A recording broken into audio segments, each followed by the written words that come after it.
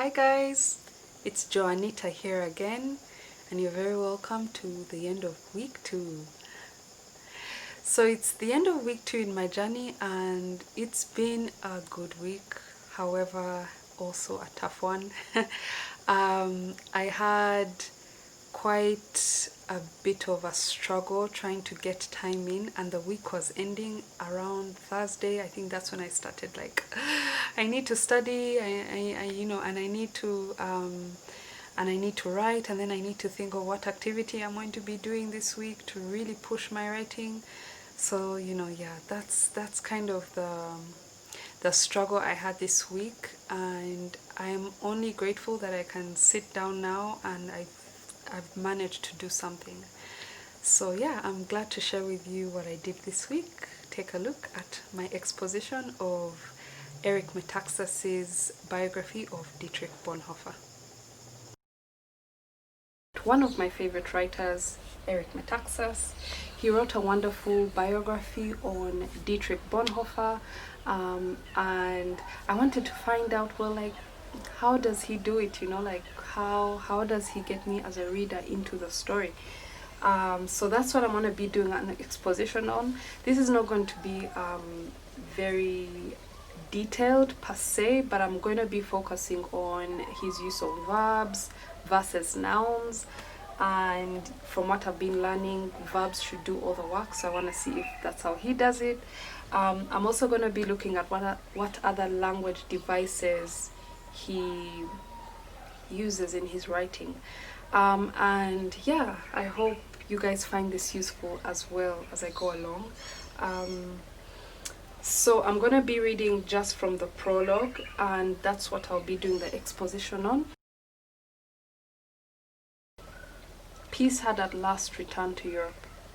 A familiar face, once evilly contorted and frightening, was again at rest, noble and fresh. What she had been through would take years to understand. It was as though she had undergone a terribly protracted exorcism, one that had extracted from her the last farthing. But in the very end, protesting with shrieks as they went, the legions of demons were driven out. Now I have my paragraph on the board. I'm just going to go through what nouns and verbs I'm looking out for that I can see and really understand, really prove the hypothesis whether verbs in fact do a lot of the heavy lifting in the sentences, as I've been told. So I already suspect they do because I've been writing it out, but let's just see and compare. Okay, so this prologue starts really beautifully. It says, peace had at last returned to Europe, and peace is our noun, Europe is our noun. Peace had at last returned to Europe. Returned is our noun, and returned is our verb, and had is our verb as well. So here I could say pretty even. At last is an adverb, so yeah, that really adds emphasis to the adverb. The second line goes, so this is sentence 1. Sentence 2 goes, her familiar face, once evilly contorted and frightening, was again at rest, noble and fresh. So obviously her is our pronoun, and familiar face is our noun, is our noun as well, sorry. Then evilly contorted is our verb, and frightening is our adverb, so I'll just add that in as well. Was is our verb, again at rest we have a verb. In this very mechanical process of exposition, I've basically been trying to figure out who's winning the battle, nouns or verbs. Why is this important is because we're being told that verbs have to do most of the work in prose, and right from the bat in this short paragraph I can already see the fact that I'm seeing a lot of denomination. I'm seeing a lot of domination rather from verbs over nouns.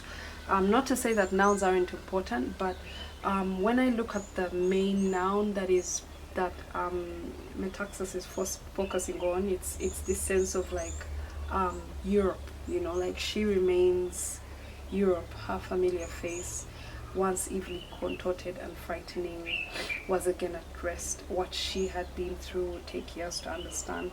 And so we're seeing so much of the verb action, and the noun sort of remains the same, and she's only referred to, you know, in pronouns and in other ways. But that's a very mechanical approach that I've taken, and I agree. I think in my own writing, that's something that I will pay more attention to in ensuring that I have my verbs working for me, and reducing how much how many like nouns I'm really actually focusing on while I'm telling a story. Cool. So after this process is done, I think we can all say that verbs have won. Yay! We can go on to the next aspect of exposition that I really want to take seriously, and that is language devices. What language devices is he using in his prose to really bring out the story? I wasn't so sure of this adjective of evil, and so I had to go back and look at it. But apart from that, there really wasn't any difficult vocabulary in this, so it's quite simple. I had to search for what farthing was, and it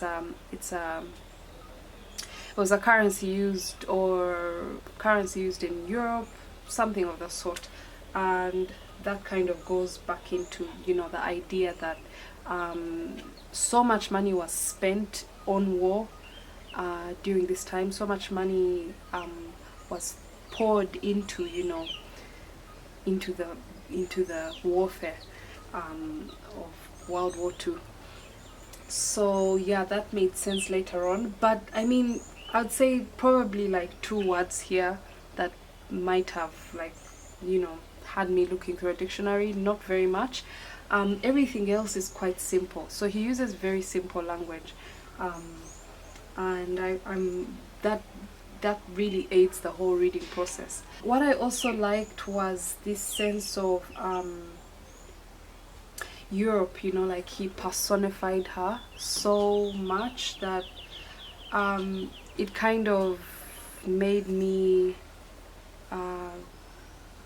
already just feel a sense of pity already for the state that they were in post-war. Yeah, how he did this is like, of course, you know, the first sentence lays it out. Peace had at last returned to Europe. Her familiar face, once evilly contorted and frightening, was again at rest, noble and fresh. He does personify her right from the pronoun her, and, you know, bringing out her face, and then the change back from, you know, once being evilly contorted and frightening, the change into being noble and fresh. Yeah, he does that, and he carries on. One of the most stronger ways he describes the experience of what it had been like going through war was it was as though she had undergone a terribly protracted exorcism. And, you know, like, exorcism on its own is such a strong verb that creates so much image, but the fact that he uses the adverbs terribly protracted, like this had gone on for ages and ages and ages, of this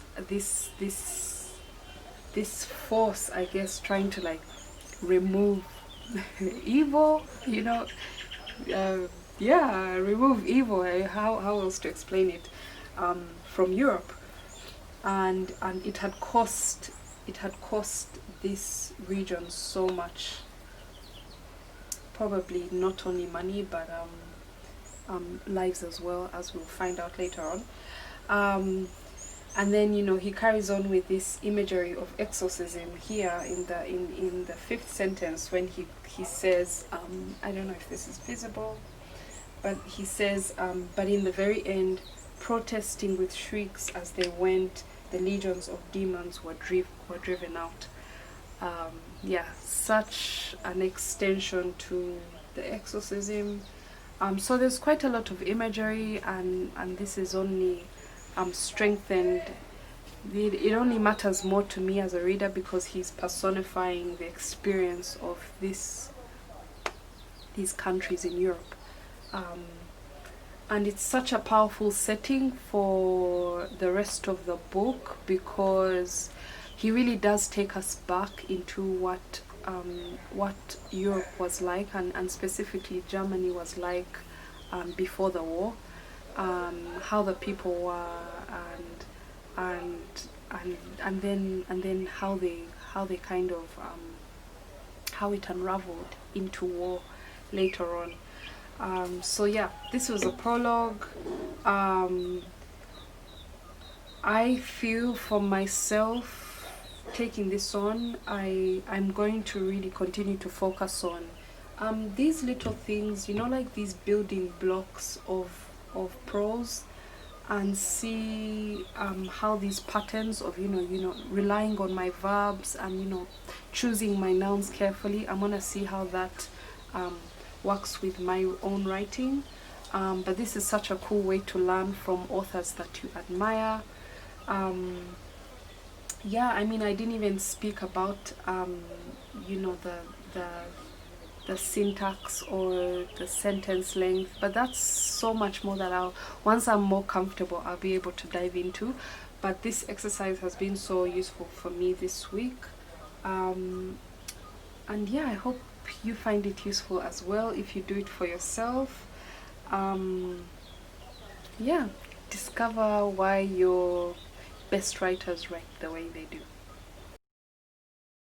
So that was a really useful exercise for me. I want to do more, and I'm probably not going to share a lot because it's so detailed, it's so mechanical. I only want to do it where I feel I'm able to really expose value, because a lot of the times I'm just going like, is this an adverb? And then I Google, is this, what is the, or there is an article, and then I, like it's kind of like really tedious. However, as I improve in the process, I'll be sharing more. As I said, as I become more comfortable in carrying out those sort of exercises, I'll be sharing more on those. But at my level, this is such a great way to understand what the authors I look up to are really doing well. Besides that, I'm having a great time reading this book.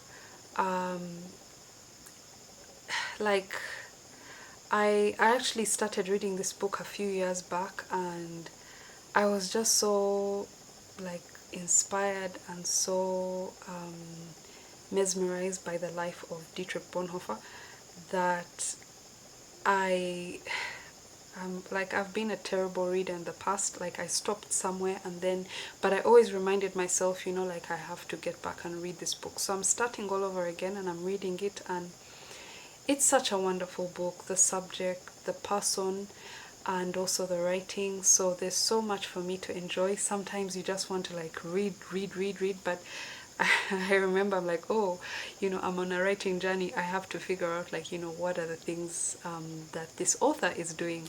So it's a very interesting experience, but I really encourage it for anyone who's going through the same thing that I am. It's such a cool way to learn.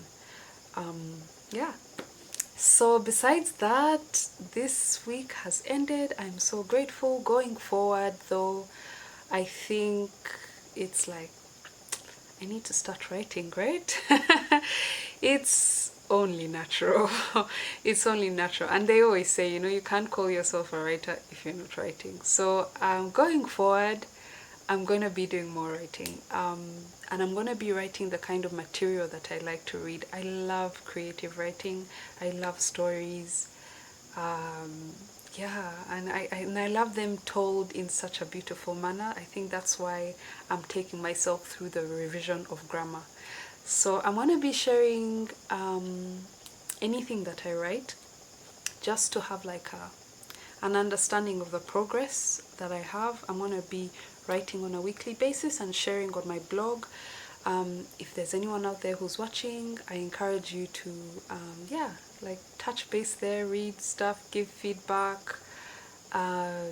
Yeah, and hopefully there will be more of a community around this process of, you know, documenting your growth, writing progressively, yeah, and sharing and your lessons and inspiring others to do the same. Yeah, that's really what I hope out of this. So thank you again for joining me in week 2, and I wish you a beautiful week from Uganda. Good night.